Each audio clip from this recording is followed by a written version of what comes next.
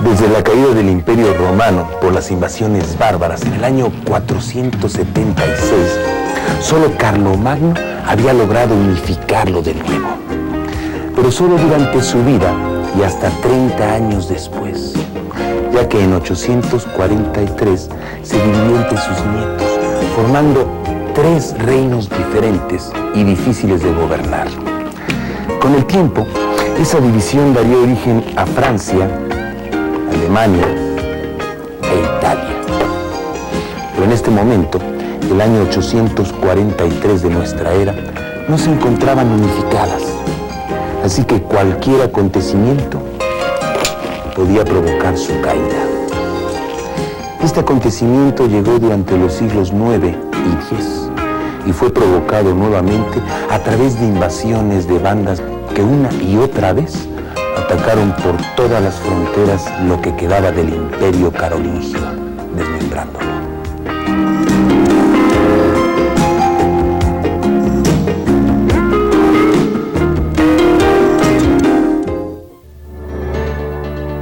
Los invasores provenían de las 3 extremidades de Europa, norte, sur y este. En consecuencia, atacaron por todas las fronteras a la vez. Los normandos procedentes de Escandinavia atacaron de preferencia la zona occidental ribereña del Mar del Norte y del Océano Atlántico. Los piratas sarracenos, procedentes de España y de las costas de África, asolaron por el sur las riberas europeas del Mediterráneo. Los eslavos y los húngaros avanzaron sobre la frontera oriental de la Germania. Estas invasiones desorganizaron profundamente la Europa carolingia y agravaron la crisis producida por el desmembramiento del imperio. El desorden y la inseguridad de vida que ellas provocaron contribuyeron decisivamente al surgimiento del feudalismo, nombre con que se conoce el régimen que imperó en Europa del Occidente desde el siglo X en adelante. Las piezas dentro del mapa europeo habían quedado diseminadas. No había rey capaz de poder gobernar todo el territorio. Y además era necesario proteger cada región. Entonces surgieron los señores o nobles que podían proteger por lo menos una localidad. Era más fácil proteger una pequeña porción de terreno que intentar hacerlo en todo el imperio. Cada una de esas fracciones de tierra es lo que se conoce como feudos. La sustitución de la autoridad de los reyes por el poder local de los señores fue una de las características típicas del feudalismo. En efecto, en la época caótica de las invasiones, los reyes no fueron capaces de defender eficazmente sus estados. Faltaban buenas vías de comunicación que facilitaran la defensa simultánea de todo el país por las milicias. Además, no existían ejércitos permanentes y disciplinados, pues los reyes acostumbraban a pagar los servicios militares entregando tierras a los jefes a cambio del reclutamiento de tropas, convirtiéndolos en sus vasallos. La defensa del país quedó así bajo la responsabilidad de esos señores locales. Ellos fortificaban sus moradas, rodeándolas de empalizadas y de fosos, detrás de los cuales hallaban refugio, en caso de ataque, los vecinos de los alrededores con sus familias y rebaños. A cambio de esos servicios de protección y de defensa, exigieron acatamiento de su poder y, por lo tanto, su autoridad reemplazó paulatinamente en cada localidad a la de los reyes, dando lugar a los feudos. El origen de la palabra feudo, de la cual deriva feudalismo, es controvertido. Algunos sostienen su origen latino y le atribuyen el significado de fidelidad. Otros la hacen derivar de palabras germánicas que significan tierra recibida en recompensa, propiedad o de fiefs, que quiere decir partes.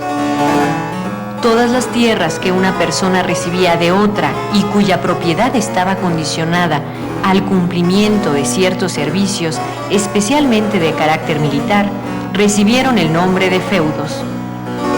Este modo de la propiedad feudal de la tierra fue la base de una serie de relaciones personales. El que daba la propiedad era llamado señor y el que la recibía, vasallo, palabra que proviene de una antigua voz céltica que significa sirviente. De esta forma, el rey tenía como vasallos a los señores feudales, y estos, a su vez, tenían sus propios vasallos a quienes daban tierras. El feudalismo se desarrolló en las comarcas que habían integrado el imperio de Carlomagno, es decir, Francia, Germania y el norte de Italia, pero se extendió también con más o menos intensidad a los otros estados de la Europa cristiana: Inglaterra, Escocia, los reinos escandinavos, Polonia, Hungría, Bohemia y los pequeños reinos cristianos formados en el norte de España a expensas de los musulmanes.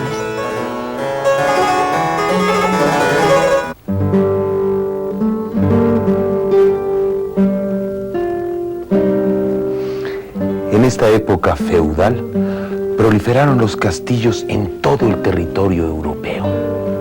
Eran construidos en las colinas más elevadas de los dominios, desde donde la defensa era más fácil. En un principio, eran sencillos edificios de madera, rodeados de una sólida empalizada de estacas.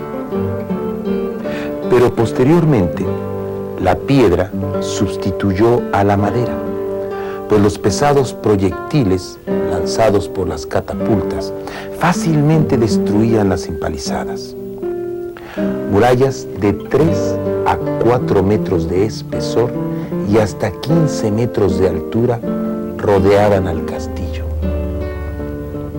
A los pies de las murallas corría un ancho y profundo pozo lleno de agua, que constituía un serio obstáculo difícil de salvar para los agresores.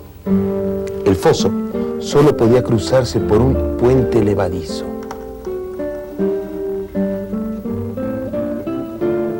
Las murallas se reforzaban con torres salientes desde las cuales se podía atacar a los sitiadores.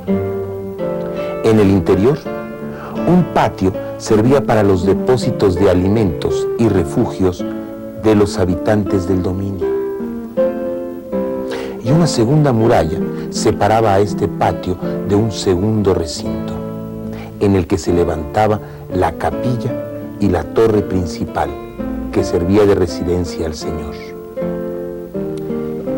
En los sótanos del torreón se encontraban las prisiones y los calabozos.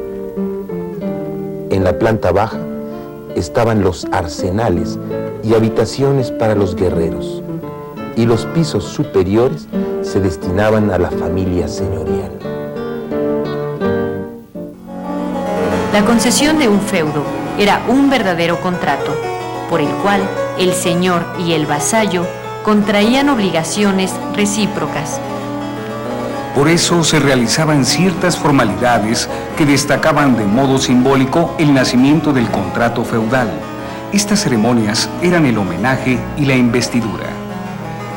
El homenaje era el acto por el cual el vasallo, arrodillándose ante el señor y tomándolo de las manos, juraba solemnemente serle fiel y reconocerlo siempre como su dueño. Así se convertía en su hombre, que es lo que justamente significa la palabra homenaje. La investidura era el acto de concesión de la propiedad al vasallo. Generalmente, el señor le entregaba una rama, un pendón o estandarte o cualquier otro objeto representativo del feudo otorgado.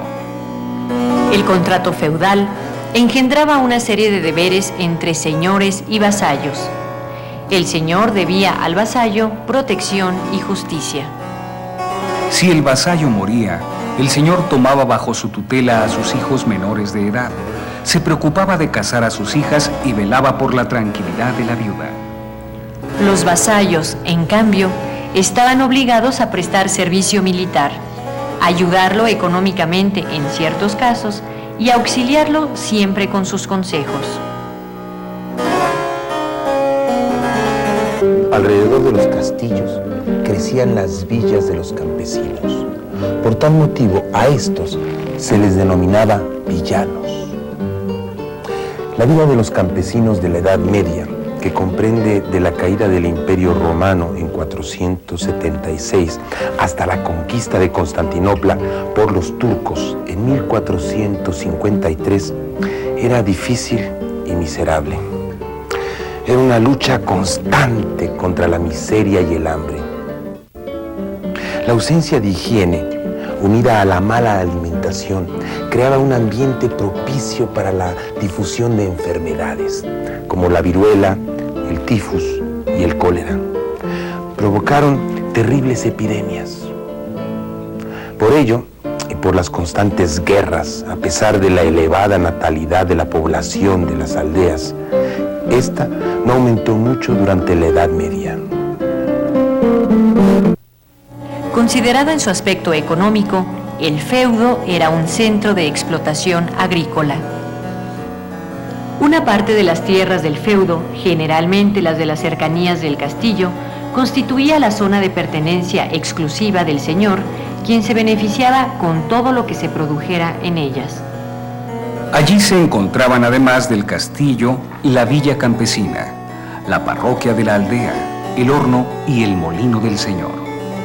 Otra porción de tierras correspondía a los campesinos que las trabajaban, en parte para ellos y en parte para el señor. Estas tierras villanas estaban lejos del castillo, al borde de los prados señoriales.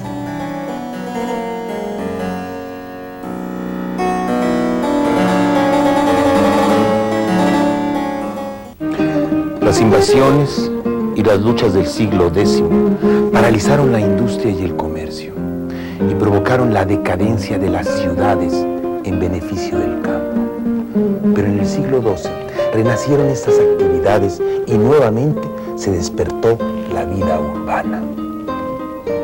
La estabilidad surgida por ello requirió nuevamente del gobierno central de los monarcas, con el fin de que las vastas regiones feudales pudieran explotar adecuadamente los recursos de la tierra y aumentar la prosperidad.